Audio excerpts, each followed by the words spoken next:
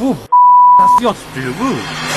Aynan siz mashinangizni tinchlikka qilish uchun 6 ta eng muhim sababdan hozir men sizlarga sanab beraman. Videoni oxirigacha ko'ringlar, ungacha mashdagi yurishlarni qizartirib qo'yinglar.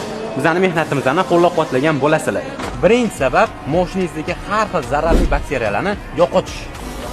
Bu yotibdi bu. Ikkinchi sababi saloninglardagi mana shunaqa noxush hidlarni, badbo'y hidlarni yo'qotish bo'ladi. Uchinchisi saloninglarning xizmat qilish muddatini yanada uzaytirish, ya'ni svejligini saqlab qolish.